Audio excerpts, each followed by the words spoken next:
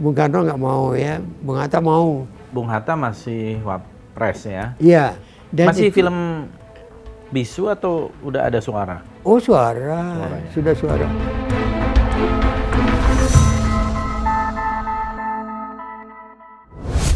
Assalamualaikum warahmatullahi wabarakatuh. Salam sejahtera untuk kita semua, saudara-saudara Fadli Zon Official YouTube channel. Kali ini saya kedatangan seorang tamu kehormatan senior, seorang guru besar yang punya banyak pengalaman dan pernah juga menjadi menteri di Kabinet Pembangunan 7, Profesor Dr. Alwi Dahlan. Pak Alwi Dahlan ini saya kenal sudah lama, dari tahun 90-an. Saya bahkan pernah ke kantor beliau sebagai menteri waktu itu, mengurus salah satu izin SIUP. Ya, zaman dulu masih ada SIUP, terakhir itu. Ya. Dan Pak Alwi menjadi menteri penerangan terakhir di zaman Orde Baru, dan banyak pengalaman lain. Saya ingin mulai dulu Pak Alwi Dahlan, karena beliau ini juga dikenal sebagai seorang tokoh komunikasi. Bahkan ada yang mengatakan Bapak Komunikasi Indonesia, begitu. Jadi saya kira penting kita mendengar pengalaman-pengalaman Pak Alwi ini di masa lalu sampai sekarang, tentu karena apa yang terjadi di masa lalu, impact-nya sekarang dan mungkin ke yang akan datang. Mungkin Pak Alwi bisa cerita, kan Pak Alwi ini cukup senior ya. Sekarang usia Pak Alwi hampir 89 tahun ya. Iya. Nah, dan Pak Alwi ini orang Awak, orang Minang dari Sumatera Barat. Ya. Saya ingin memulai Pak Alwi mungkin dari suasana ketika itu. Bagaimana Pak Alwi ini kan keturunan, mungkin latar belakang keluarga dulu kali ya. Pak Alwi ini keturunan dari Tuanku Lareh nih, kalau orang Minang tahu sejarah. Kemudian masih ponakan langsung dari Usmar Ismail dan pernah menjadi penulis di majalah sastra budaya. Nah, mungkin zaman mudanya gimana sih Pak Alwi itu? Gimana ya? Ya, saya lahir kan tuh zaman perang ya. Ya. Artinya mau perang, ya kan? Suka juga ceritakan dalam muda, sebab saya mempunyai paman dan segala macam, dan ibu semacam itu semuanya sastrawannya. Malahan sebetulnya kakek saya itu namanya Datuk Manggung ya, dari Lintau. Dia itu dianggap sebagai guru bahasa Melayu yang pertama. Jadi buku pertama dari Balai Pustaka namanya Bidal Melayu. Oh iya. Ini Datuk Manggung yang sebelumnya bernama Sultan Mahkudum ya. Sultan Oke. Mahkudum. Ya. Nah, dia dari Lintau itu. Iya, iya. Nah, sedangkan nenek saya itu waktu lahir dia lahir sejam kemudian ibunya meninggal. Oh. Ya. Dan betul-betul jadi yatim piatu begitu ya. Tetapi ayahnya itu juga saya lupa, entah jadi jaksa, entah jadi apa, dia keliling-keliling kan, istrinya banyak ya. Nah, kemudian nenek saya itu menjadi kakak dari seorang yang bernama kemudian Ali Hanafiah. Oke. Profesor kedokteran pertama orang Minang. Iya. Itu Ali Hanafiah itu Hanafiah, ya. malahan anaknya juga sekarang udah tua juga ya. Iya. Profesor di kedokteran dan sebagainya. Ali Hanafiah itu dalam perpustakaan Belanda itu ya disebut di zaman Jepang dia itu bersama 6 orang profesor dokter dari rumah sakit RCM ya, sekarang RCM, itu ditangkap Jepang, disimpan, dibui di bawah tanah seperti anjing di bawah tanah ya, di atas betul. Ada kawat. Nah, itu terjadi di Merdeka Barat yang sekarang itu adalah kantor Hangam ya. Kantor Menteri Pertahanan. Ya. Di situ dan akhirnya salah seorang tokoh yang terkenal betul waktu itu, Profesor Mokhtar namanya, dibunuh oleh Jepang. Iya, betul. Ya, Saya dan itu pernah baca buku-bukunya artikelnya tuh. terbit banyak kan ya. Iya. Dia orang Taluk gitu Dr. ya. Mokhtar ya. Nah, jadi kita itu keluarga yang besar, dan orang Lintau itu semuanya jadi keluarga gitu ya. Jadi saya kalau kadang-kadang saya bilang saya ini keluarga Anda itu masak katanya. Begitu, karena betul-betul luar besar gitu ya. Jadi tapi kalau nggak salah dengan Abu Hanifah juga ya? iya, jadi itu kakak dari ibu saya ya. Abu Hanifah itu dia dapat ikut nama karena itu omnya itu adalah Ali Hanafiyah. Ali Hanafiyah. Ya. Jadi kalau Anda ke Sumatera Barat, ada rumah sakit di Padang Panjang namanya di Batu Sanggar namanya Rumah Sakit Ali Hanafiyah. Ali Hanafiyah, betul. Ya. Nah, sementara itu keluarga itu kemudian berkeluarga juga dengan Profesor Mokhtar ya, yang dari orang Bonjol kan. Iya. Nah, maka di Bukit Tinggi itu ada rumah sakit Mokhtar. Mokhtar itu korban betul pada waktu Romusha ya. Jadi dia dituduh meracuni Romusha bersama 6 orang profesor lain itu, termasuk Ali Hanafiyah. Yeah. Tapi satu dibunuh, yang lain. Oh, jadi Mokhtar itu adalah dari Dokter Mokhtar yang betul. Yang dibunuh oleh Jepang itu ya? Iya, itu. Jadi mereka itu dokter di RSCM sekarang itu di Sumatera ya. Dan itu semua dituduh mengembangkan vaksin anti apa begitu ya. Iya. Yang dicobakan ke Romusha dan Romusha itu ratusan meninggal. Iya. Nah, menurut penelitian Belanda kemudian ya, maka ternyatanya Jepang yang mengadakan percobaan itu. Iya, iya. Nah, tapi dokter Jepang yang mengadakan percobaan itu dia takut dia yang disalahkan dan dihukum, dilemparkan kepada 8 orang atau 7 orang. Nah, itu ada buku di Belanda ya. Iya. Itu dokter-dokter Indonesia termasuk Ali Hanafiyah itu ya. Nah, tapi akhirnya Profesor Mokhtar yang dihukum mati kan ya. Iya, betul. Nah, itu jadi kita ini kemana-mana nyebut terkait semua ya. Terkait semua gitu ya. Nah, kalau Usmar Ismail gimana kaitannya? Nah, Usmar Ismail itu adik dari ibu saya. Jadi mereka itu yang tertua itu adalah Abu Hanifah. Iya. Ya. Abu Hanifah itu juga penulis sebetulnya. Ya, tapi terkenal ya. Penulis sandiwara macam-macam. Yang terkenal dan ternyata Taufan di atas Asia. Ya. Dan malahan Abu Hanifah ini waktu jadi dokter di Riau waktu itu di Rengat ya, di hutan. Iya. Dia dikenal sebagai dokter rimbu. Dia masuk jalan ke hutan macam-macam dan dia menerbitkan buku Dokter Rimbu. Tetapi dia juga penulis agak politik begitu ya. Iya. Dia suka menulis di Panji Islam di Medan ya. Nah, karena itu walaupun dia dokter yang terkenal, populer sekali, dia diberhentikan oleh Belanda. Dipecat oleh Belanda ya. Iya. Jadi memang aneh itu ya. Nah, tapi dia adalah penulis ya. Abu Hanifah ini yang kemudian ikut, saya lupa apakah Hizbullah atau Sabilillah ya, pasukan Hizbullah di Bandung ya, dia ikut mendirikannya. Jadi kemana-mana itu. Tapi kemudian waktu Perang Dunia mulai, oleh Belanda dia diwajibkan, walaupun dia ini orang buangan ya, diwajibkan menjadi dokter kapal perang. Iya. Jadi memang zaman itu ya. Nah, itu jadi dari Abu Hanifah, dari sebetulnya kakek ya, dari Datuk Manggung ini, anaknya ada Abu Hanifah penulis sandiwara dan semuanya, Taufan di atas Asia. Ya. Kemudian ibu saya juga penulis, ada buku Arni dan macam-macam ya.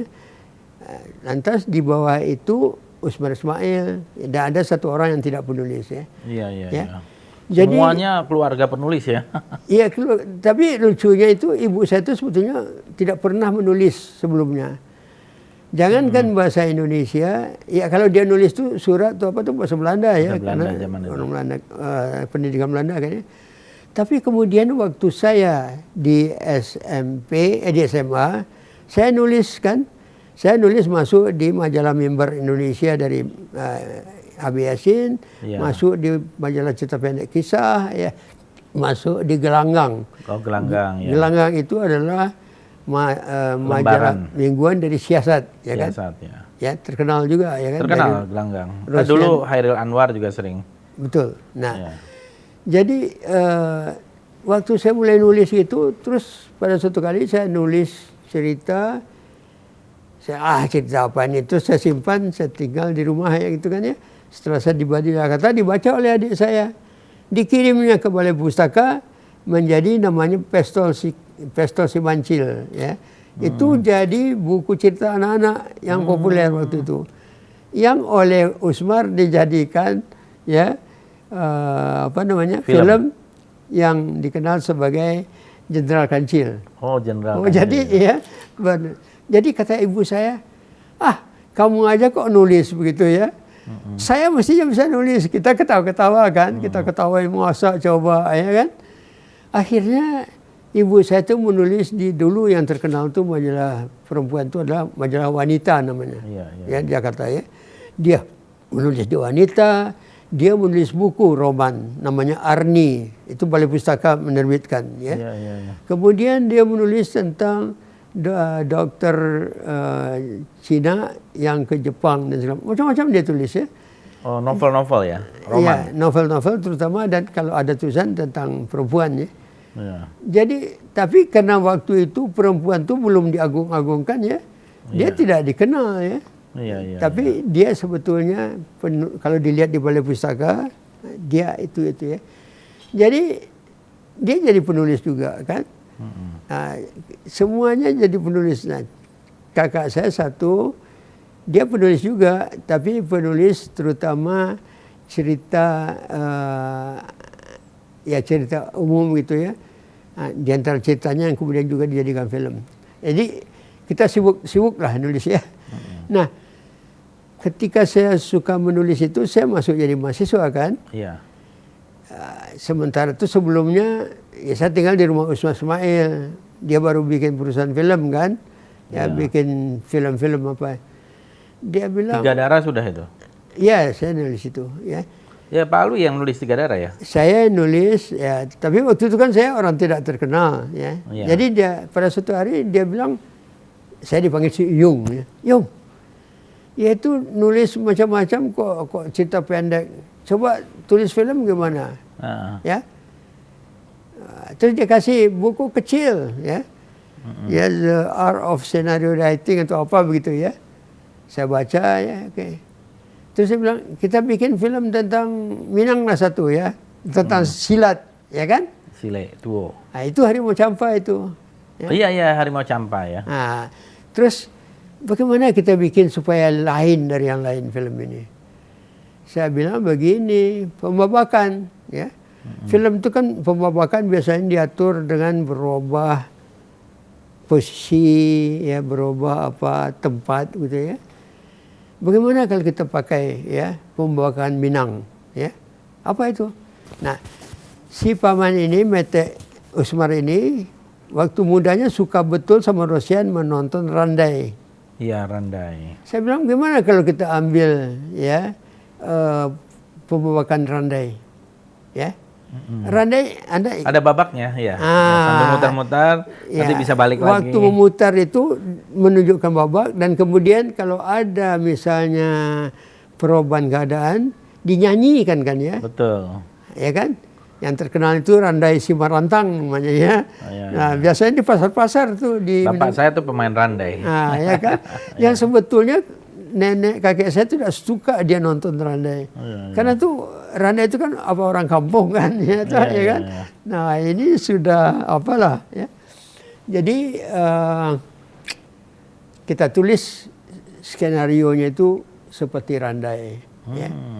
Jadi terjadi apa, maka berlagulah ya, ada yang lagukannya. Iya, ada lagunya yang kayak di Tiga Darah itu. Di mana habis itu, setiap habis lagu itu, alasan saya Yoba dan ya kan ya. Itu lagu ditulis oleh pimpinan Orkes Studio Jakarta. Saiful Bahri. Ya. Siapa namanya? Saiful Bahri. Saiful Bahri. OSD. Jadi ya. Usman tidak mau sembarangan ya. Minta Saiful Bahri, lama pula dia mikirkan ya. Terpaksa pula dia nonton Randai ini, walaupun dia orang Minang ya kan? Iya. Nah, itu ya. Orang banyak yang tidak mengerti, tapi ketika ya waktu diadakan festival film kita menang cerita ya. Skenario pertama terbaik itu di Festival Film Indonesia pertama ya adalah Harimau Campa ya. Ketika Harimau Campa itu dibawa ke Festival Film Asia, luar biasa itunya sambutannya. Kenapa? Ya ini sebelum ada siapa namanya itu orang Cina yang ahli kungfu itu ya. Bruce Lee. Ini perkelahian Indonesia kan ya. Kemudian pembabakan. Jadi ada penulis ahli film dari Australia macam-macam nulis tentang Harimau Campa. Tentang Harimau Campa dan seninya Randai itu ya. Baru orang tahu Randai. Malah orang Indonesia sendiri tidak tahu Randai sebelumnya. Ya kan? Betul. Ya itu kan saya ikut dapat skenario terbaik ya. Jadi Pak Alwi ini penulis skenario ya? Iya, karena terpaksa nulis itu karena kata om saya kan, mentek saya, gampang tuh katanya kan ya, ya kan biasa menulis ya nulis lah kita ya. Jadi saya jadi penulis skenario. Tapi yang lucunya zaman dahulu itu kan tidak tertata seperti sekarang, ya. Betul di screen itu nama saya ya, apa namanya? Skenario oleh Alwi Dahlan ya kan ya. Tapi waktu diumumkan sebagai pemenang di Festival Film Indonesia yang pertama ya, itu tidak ingat orang-orang ini ya kan. Dan saya tidak hadir juga. Yang hadir waktu itu adalah Naziruddin Naib namanya. Pak Nazir ini adalah yang mencoba menembus bioskop-bioskop di Indonesia supaya mau menerima film Indonesia. So film Indonesia, wah perjuangannya hebat waktu itu ya, menghadapi film Barat dan menghadapi film-film kungfu ya, film-film silat ya. Dari Hong Kong itu ya? Ya dari Hong Kong dan dari Indonesia sendiri, ada yang dari Filipina yang waktu itu yang terkenal, saya lupa namanya ya. Susah sekali. Itu Harimau Campa Pak Jaduk ya kalau nggak salah. Ya? Sutradaranya apa Usmar Ismail? Sutradaranya Usman Ismail, tapi Pak siapa tadi? Jaduk Joyokusumo. Ya, dia dicantumkan juga. Ya. Sebetulnya Usmar karena itu film tuh seluruhnya dibikin sebagian besar itu di Sumatera Barat ya. Iya. Itu juga di Sumatera Barat ya scene-nya. Ya, Usmar tuh pulang kampung kan ya. Iya. Ya ingat tadi ya kan. Nah gitu. Waktu menang itu dimenangkan oleh Harimau Campa kan. Tapi begitu rupa unorganized kita tidak lupa ya, yang mengumumkan itu lupa siapa nama penulisnya. Zaman itu ya. Jadi mana orang Perfini? Siapa yang nulis ini? Enggak, ya mana orang Perfini kan? Yang hadir waktu itu wakil Perfini adalah Naziruddin Naib. Ya, seorang penjual film supaya diterima di bioskop-bioskop. Jadi dia mewakili Perfini, tidak spesifik penuliskan. Jadi kalau Anda lihat di laporan-laporan banyak yang menyebutkan skenario oleh Naziruddin Naib. Dia segan juga sama saya kan, kan? Ya dia sama-sama orang Minang juga. Nah itu, tapi jadi kata Usmar, ya itu bakatnya hebat nih katanya kan ya. Nah jadi sambil saya kuliah Fakultas Ekonomi waktu itu. Di UI. UI kan ya. Ya tapi sebetulnya kita tidak berminat terhadap ekonomi, tapi karena itu sudah kuliah ya. Ini kan tahun sudah kuliah tahun 53. Harimau Campa itu 53 ya. Berarti waktu itu usia Pak Alwi kan Pak Alwi kelahiran 33 kalau nggak salah ya. Iya. Jadi 20 tahun ya. Betul, 20 tahun. Jadi menang itu 54 festival film pertama itu kalau nggak salah ya. Iya. Saya mahasiswa di sana ya. Saya tidak begitu berminat terhadap ekonomi. So saya nulis, tapi di Jakarta di mana-mana tidak ada kan tempat belajar menulis. Iya. Ada di depan UI itu Sleman 4 itu ada satu kursus menulis ya. Yang Anda kursus sana 3 minggu ya. Nah, ya, padahal saya sudah masuk di Mimbar Indonesia, di siasat, macam-macam kan. Otodidak ya? Ya kan? Ya itu kan itu apa namanya bakatnya ya kan. Bakat. So sejak kecil saya sudah nulis sebetulnya di koran Padang Nipo ya, koran anak-anaknya dan sebagainya. Kan? Jadi gitu. Makanya ada orang kalau dia lihat sejarahnya Perfini, itu saya tuh ditempelkan aja. Yang mengatakan itu adalah Misbah Yusabiran yang juga sudah meninggal ya. Iya Pak Misbah. Tapi ya kita bikin begitu film. Kadang-kadang saya bikin skenario itu, saya ketik malam, paginya dibawa Usmar ya. Ya, bikin adegan. Coba ya. Memang kan di dalam film sebetulnya yang sangat penting ini adalah skenario, penulis skenario atau scriptwriter ya. Iya. Yang memang keunggulannya itu memang ya di ide-ide dari film itu. Sebab di sana skenario itu kan dialog. Ya kan? Dan dialognya itu harus pas, tidak boleh berlebihan dan segala macam. Ya. Dari mana ada kata-kata alasan saya Yauba dan ya? Ya kan? Ya. Bagaimana bahwa orang bersilat melihat begitu tuh ada artinya, ya kan? Ya. Nah, jadi saya skenarionya. Jadi setelah itu beberapa film lagi yang ditulis. Oh iya, saya 8 Penjuru Angin, terus ada Tamu Agung yang heboh. Oh iya, Tamu Agung ya.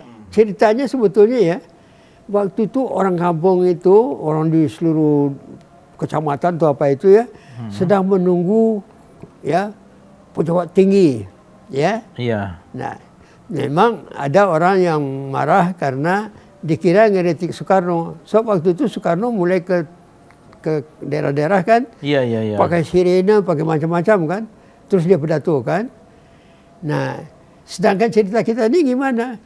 Jadi seluruh desa udah menunggu begitu, maka datanglah tukang obat, ya kan? Iya. Nah, tukang obat ini pidato, dikira dia itu yang pejabat tinggi tadi. Ya.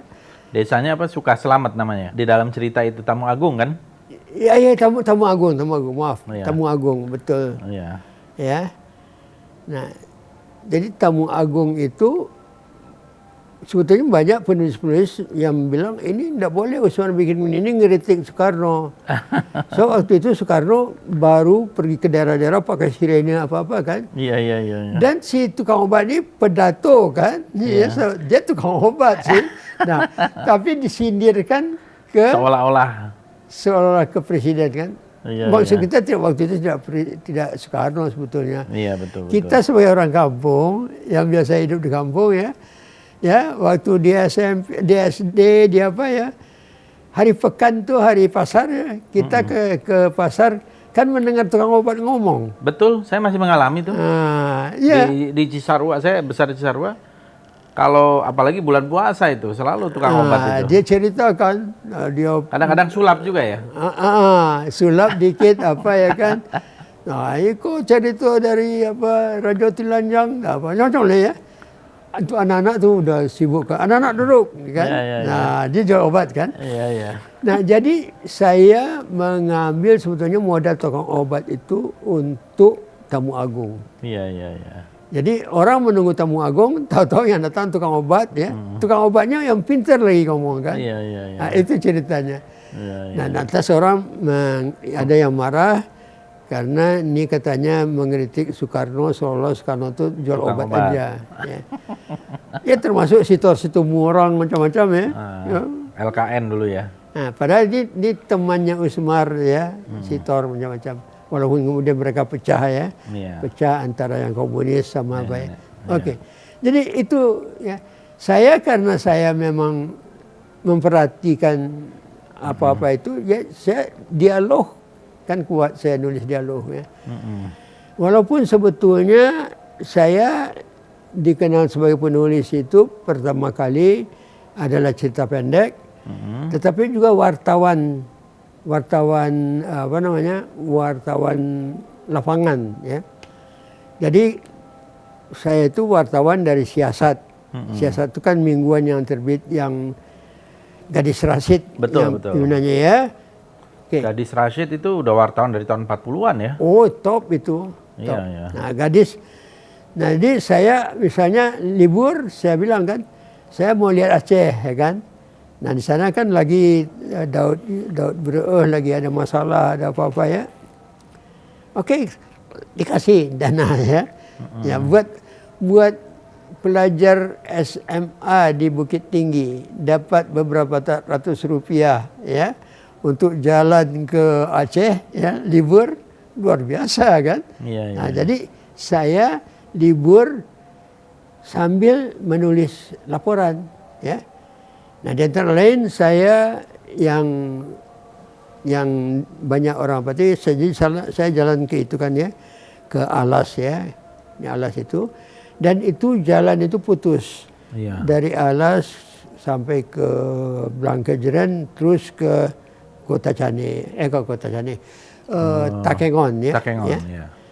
Nah, saya jalan kaki itu. Oh. Ya. Jalan kaki itu 1 hari sampai ke namanya Gunung Setan. Setelah itu baru besoknya disambung lagi. Iya, iya. Sama siapa saya jalan kaki? Ada teman SMA yang anak Gayo betul ya, tapi orang Padang juga, orang Minang. Nah, kami itu namanya berjangkat. Berjangkat itu apa? Membawa barang dari satu tempat ke tempat lain karena jalan tidak ada ya, karena jalan itu waktu Perang Dunia itu dirusak. Iya, Kenapa iya. dirusak? Sedianya itu di Alas dan Gayo itu jadi markas tentara Belanda ya untuk Sumatera ketika Jawa sudah jatuh. Jadi saya nulis itu, lantas Bung Darwanis namanya teman saya, dia bilang, Alwi, jalan kaki kita sama berjangkat dengan tukang pos. Iya, iya, iya. Itu mana? Ya. Jadi pos untuk Blankejeran itu ya harus dibawa 1,5 hari jalan kaki oleh tukang pos ya dari Kota Cane. Iya, iya, iya. Itu dilakukannya setiap minggu ya. 2 kali dia balik ya. Jadi kami menemani dia. Iya, iya, iya. Dia berjangkat, nama berjangkat itu adalah barang-barang, surat-surat ditumpuk di punggungnya dia ya, pakai tiang gitu ya, dan dia jalan kaki. Luar biasa ya. Luar biasa. Dan Anda tahu ya, seluruh kecamatan di Blankejeran dan segala macam itu ya, yang sekarang jadi tempat terkenal juga sebagai tempat daerah alam ya, orang datang berwisata ke sana ya. Itu dia 2 kali seminggu membawa itu. Seluruh gaji pegawai, seluruh dia bawa sendiri. Oleh pos ini ya. Nah, itu tugas dia ya gitu ya, dan dia yakin ya. Nah, saya ikut jalan kaki dengan dia. Ya, ketika kita sampai di macam-macam itu pengalaman, dan saya tulis reportasenya sehingga orang Jakarta ini heran-heran kan, ya kan, orang Jakarta, orang ke Jogja apa ya, orang-orang sekolah lah ya, heran dia, kok begitu ya di desa masih begitu ya, heran dia kan ya, berjangka itu membawa pos tadi bertumpuk, benda-benda filateli ya. Dan seluruh ekonomi daerah Blankejeran itu di tangan dia kan ya. Iya, karena gaji-gaji tadi. Nah, coba ya. Di mana terjadi seperti itu. Nah, kemudian, dan itu bukan jalan yang aman ya. Ada perompak juga. Ya, ketika kita sampai, saya lupa nama-nama ya, dekat satu sungai itu, ketika itu betul-betul hutan besar keliling kita, tiba-tiba si tukang pos ini bilang, kita bersandar sebentar ya. Kita cari pohon besar, kita bersandar berkelilingnya itu pegangan ya. Nah, saya kan nggak ngerti dia bahasa Gayo ya, sama teman saya Bung Darwanis ini. Dia bicara apa? Ada apa semua? Ini ya. Oh, ini ya. Harimau. Harimau lagi mengawasi kita. Kita berpegang itu, dia kelilingin kita. Ya. Sementara itu tukang pos itu berteriak-teriak bahasa sana. Ya. Akhirnya ini pergi. Ya. Itu 1 jam lebih. Ya. Bayangkan ya, orang Jakarta membaca di Siasat. Ya. Apa iya ini kan? Itu dijadikan reportase atau jadi cerpen? Reportase. Reportase. Jadi reportase perjalanan saya. Ya. Iya. Tentang Tahun berapa ini? Nanti saya cari artikelnya. Saya punya Siasat tahun-tahun itu. Punya? Punya. Oh, saya cari-cari tidak ketemu ya. Saya ada di sini. Siasat. Jadi saya masuk ke desa di sana, melihat adat-adat di sana, ya, namanya Mempahur. Mempahur itu jadi si bujang, rumah kan tinggi-tinggi, ya, Iya. di atas tiang ya. Si bujang itu tengah malam datang, dia ketok, ya, di bawah lantainya si gadis. Iya. Oleh si gadis digeser itu papan, ya, lantai, terus baru ngomong. Pacarannya begitu. Saya tulis kan. Iya. Kan? Nah, mana orang pada waktu itu masuk hutan, ini habis habis zaman baru kemerdekaan kan, ya, masuk hutan untuk bikin reportase. Ya. Dan saya kira saya penulis yang cukup baik ya. Sebab gadis ras itu keras. Penulis lepas. Saya koresponden namanya. Koresponden ya. Koresponden ya. Jadi saya tulis sehingga Rosian bilang sama Usman waktu itu, ini keponakannya ini jadi wartawan, jadi itu betul lah ya penulis itu. Tetap. Ya. Dan sebetulnya cerita daerah itu banyaknya. Jadi saya itu cerita Mempahur, cerita macam-macamnya. Saya bawakan kebiasaan adat itu ya ke dalam laporan. Menceritakan hal seperti itu yang terjadi dalam bahasa orang ya, bukan bahasa Minang kan? Iya. Bahasa Gayo, bahasa Alas ya. Itu juga tidak gampang ya.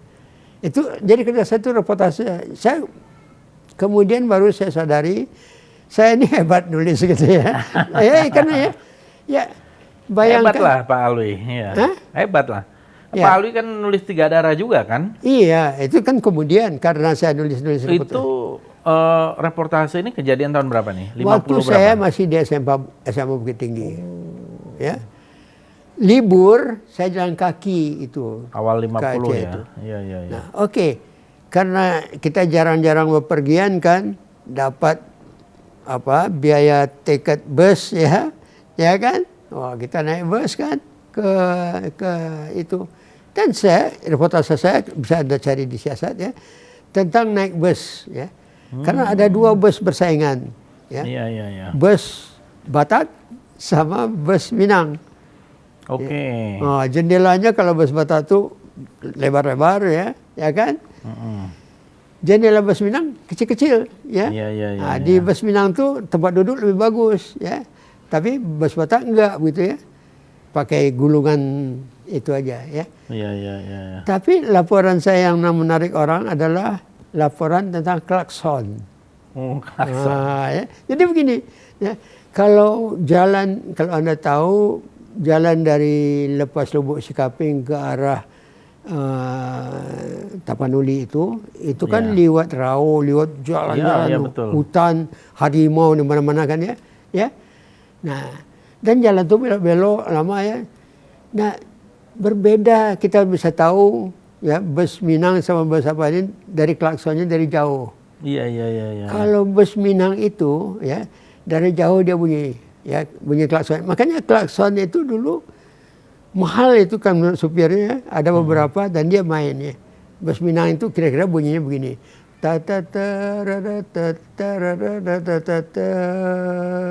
Mendayu-dayu dia. Kenapa itu? Dia memanggil cewek-cewek sepanjang jalan. Oh gitu. Ya, ini cerita supir sendiri ya. Iya. Jadi kita udah keliling tiba-tiba ya lewat di kampung kecil satu, cewek-cewek antri itu ya. Karena dari jauh udah dengar musik ya. Bus Batak lain lagi. Bus Batak tuh kasar, tat gitu aja ya. Nah, saya cerita itu, ya kan? Iya. Nah, artikel-artikel begitu itu yang kata orang tulisan reportase yang tidak ada tandingannya zaman itu, ya kan? Ya. Dan saya SMA loh ya. SMA udah jadi koresponden ya? Ya. Ya, saya nulis seperti itu. Memang bakat nulis ya, karena dari kakek itu udah nulis ya kan. Iya. Jadi begitu rupa ya, saya kecil ya, ketika saya datang ke Jakarta setelah tamat SMA kelas 3 kan udah tamat, masuk Fakultas Ekonomi, saya ketemu Rosian kan. Dia bilang, wah itu yang lebih dahlan. Oh. Karena kecil sekali kan. Iya. Ya, tapi kan kakek saya bilang menulis itu terletak di pemilihan kata-kata, ya kan? Iya. Nah, kita dari kecil sudah main kata kan? Iya. Di Minang itu kan begitu. Ya? Betul.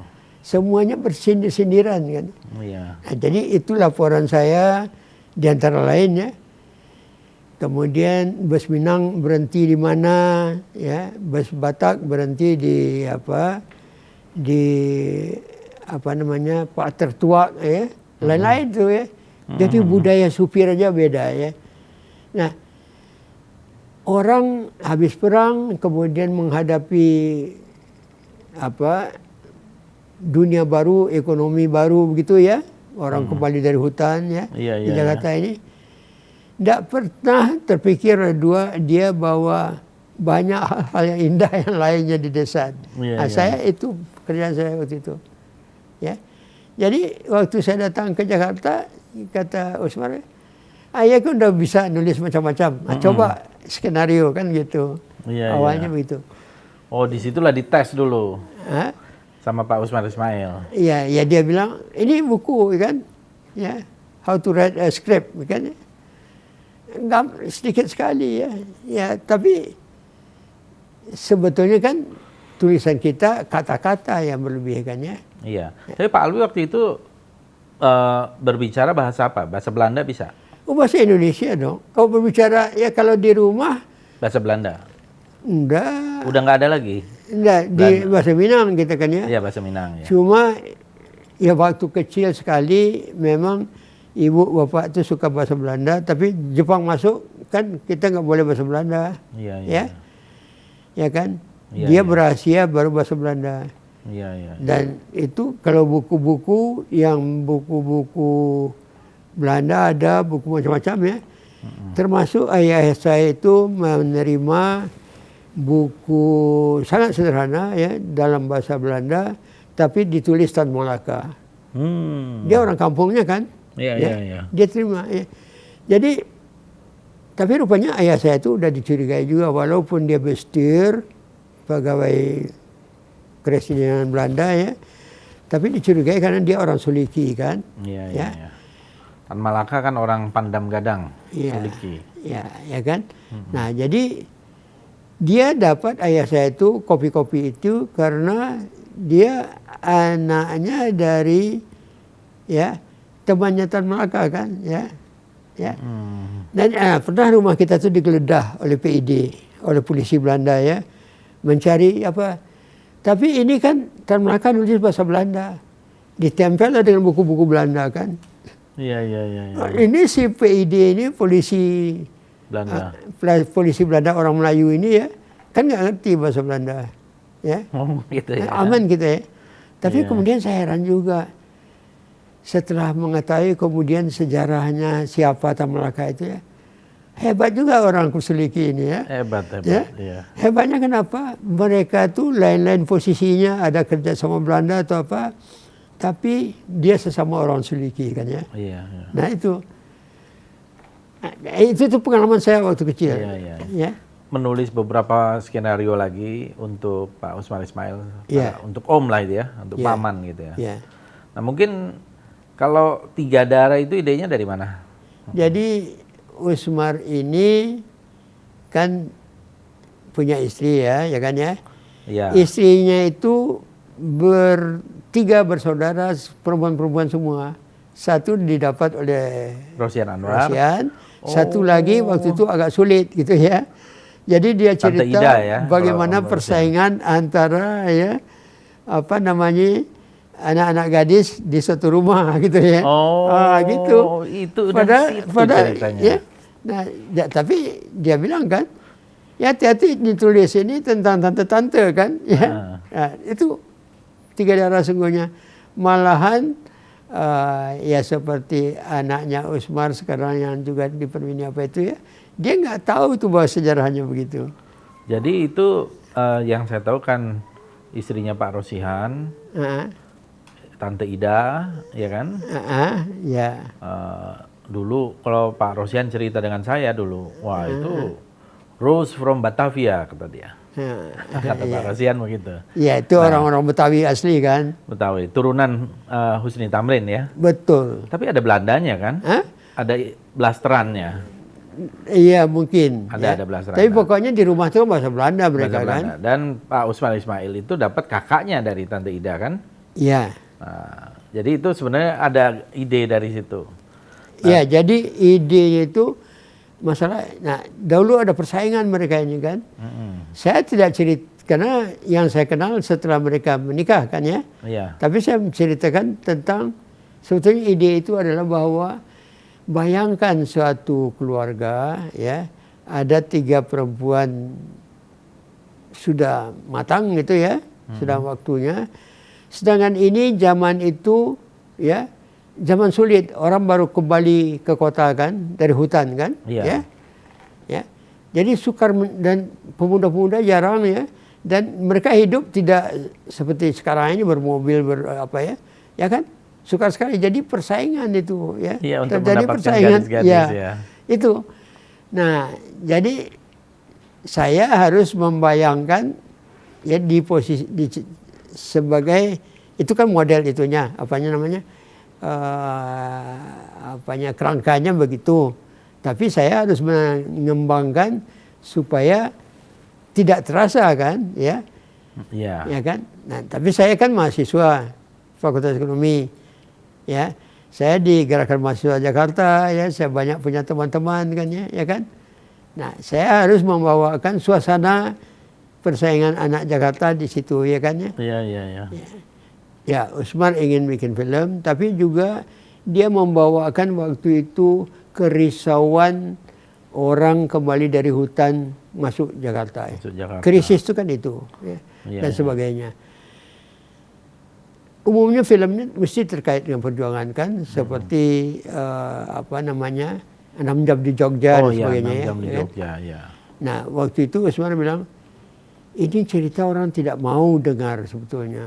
Tapi kita harus bikin, ya kan? Karena kalau tidak, perjuangan kita ini hilang, ya kan? Iya. Itu caranya. Nah, bagaimana supaya begitu? Ya, Usmar ini kan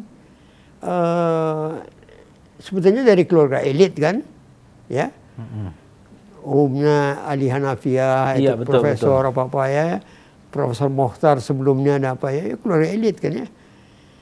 Nah, padahal film itu tidak film itu dianggap ya Istanbul apa kan ya. Iya. Dahulu tuh bioskopnya tuh di Senen itu ya, film India, film Cina kan ya kan, ya. Nah, dia harus ngangkat itu ya. Nah, jadi dia bilang coba ya pikirkan ya, itu jadi kewajiban kita tuh begitu. Makanya ya pertama kali itu adalah bintang-bintang itu mahasiswa yang hebat-hebat. Awaluddin Jamin. Iya. Del Yusar. Iya. Ada beberapa tuh kan ya. Pak Awaluddin itu main film apa ya? Awaluddin, 6 jam di Jogja, Awaluddin ikut ya. Ya. 6 jam ada beberapa ya. Nah, kenapa kok mereka itu yang pertama orang-orang ini karena sebetulnya dari keluarga elit kan. Iya. Tampang-tampangnya lebih bagus kan. Ya kan? Iya. Nah, ngapain kita cari-cari di luar tuh? Pusing kita cari, kata Usmar kan. Ya kita cari ya. Jadi ada Del Yusar apa semua itu, dan banyak ya ini Usmar kok yang minta ya.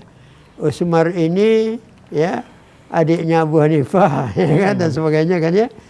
Jadi sebetulnya elit-elit yang ikut. Cewek-ceweknya yang tidak semuanya elit kan. Ceweknya dicarikan yang cantik-cantik. Cantik-cantik. Ya, waktu kan? itu kan siapa ya? Mike Wijaya. Iya. Siapa lagi? Indriarti. Iya, saya nama-nama udah lupa. Yang waktu itu ya, yang main film itu. Ya kan. Tapi tidak yang cewek-cewek yang dari penonton film umum itu ya. Iya, Ini iya. anak-anak yang juga sudah nontonnya itu di Menteng juga. Nontonnya Iya, itu iya. film barat kan ya. Ya kan? Jadi Iya, iya. bawaannya juga lain itu. Nah, itu yang menyebabkan film-film Usmar itu mulai ditonton oleh orang dari luar kota ya kan ya. Nah, juga temanya juga banyak sedikitnya menyinggung cerita yang kisah orang yang kembali ke kota, ya kan? Krisis, ya kan, dan sebagainya. Saya tidak tahu Anda tuh tahu bagaimana hidup orang-orang kembali dari hutan ini di Jakarta, ya. Iya, iya. Rumah-rumah terbatas, Iya, ya. iya, iya. Maka satu rumah itu dikasih Dihuni. VB izin untuk beberapa keluarga kan, Iya, iya. ya. Usman itu dapat pavilion, tapi tidak hanya pavilion itu dia sendiri dengan beberapa orang ya gitu ya. Ya. Di Menteng ya?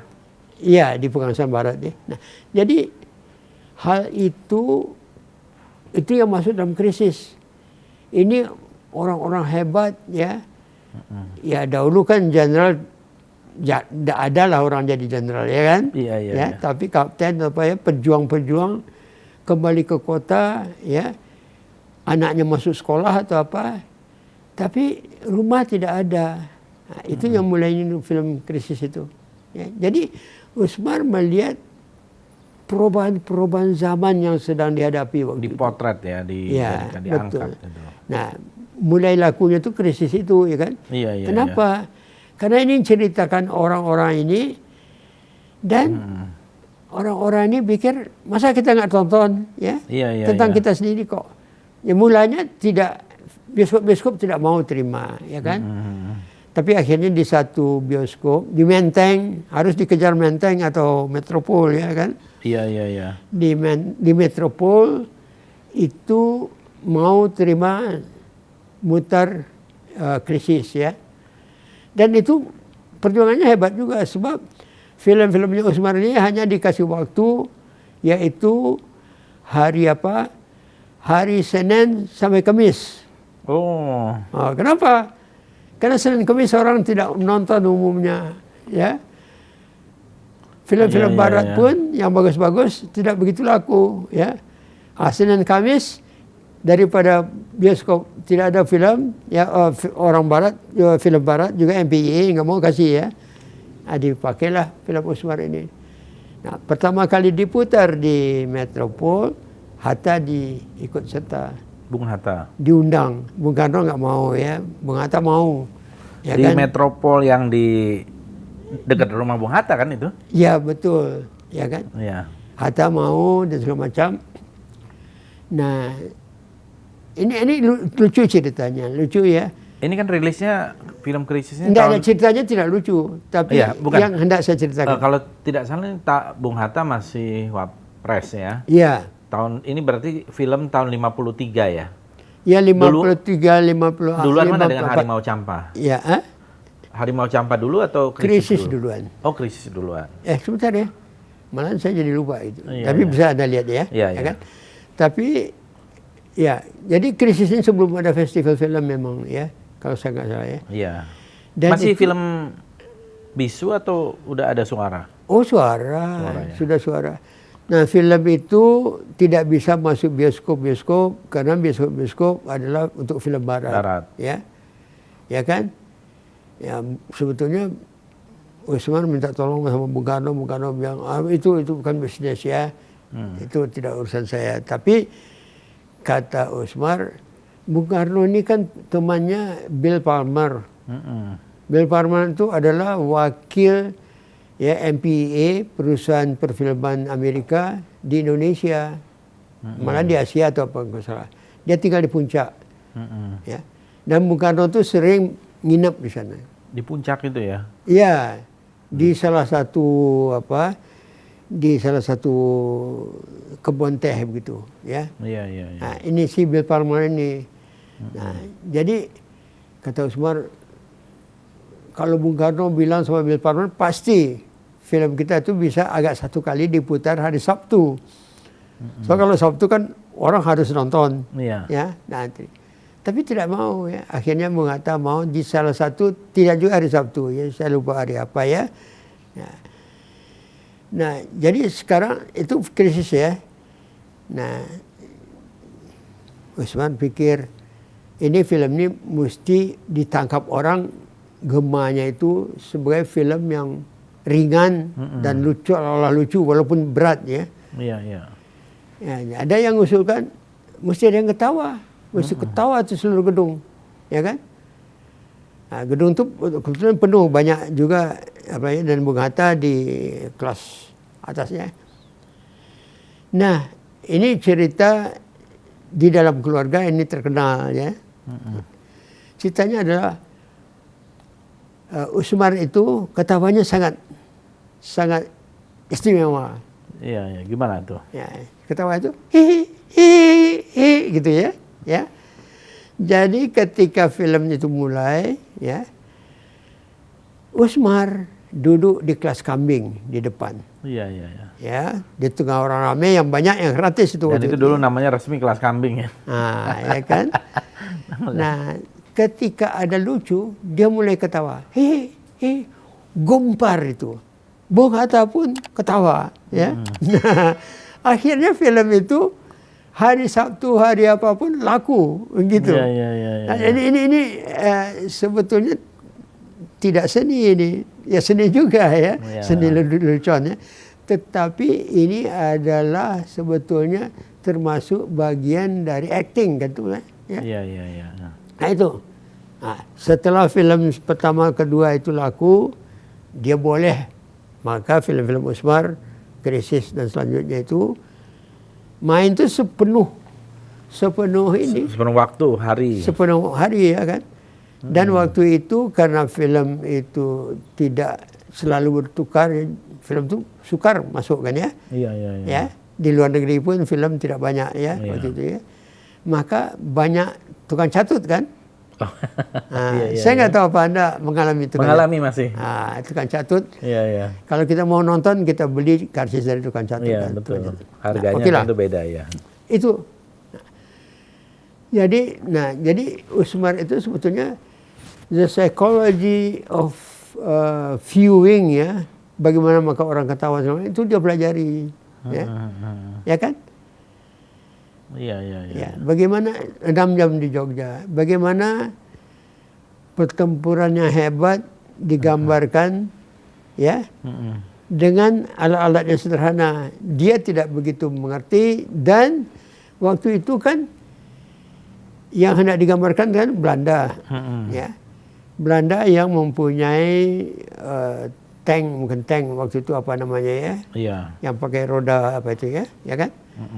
Nah, kan di sana dimainkan oleh Usmar ya kan? Terus rakyat Jogja ini masuk ke bawah tanah.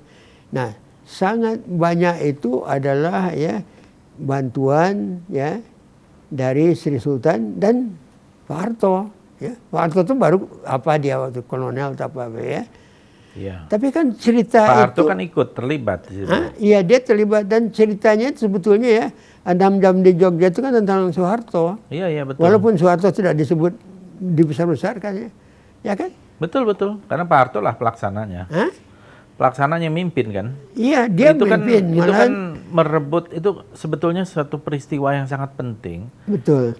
Merebut ibu kota negara yang diduduki oleh Belanda ketika zaman PDRI itu.